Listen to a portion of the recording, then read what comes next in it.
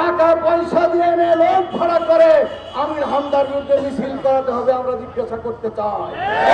তাহলে কি আপনারা রাজনৈতিক ময়দানকে উত্তপ্ত করতে চান? এই ভোটের মাঠকে কি আপনারা উত্তপ্ত করে ফায়দা হাসিল করতে চান?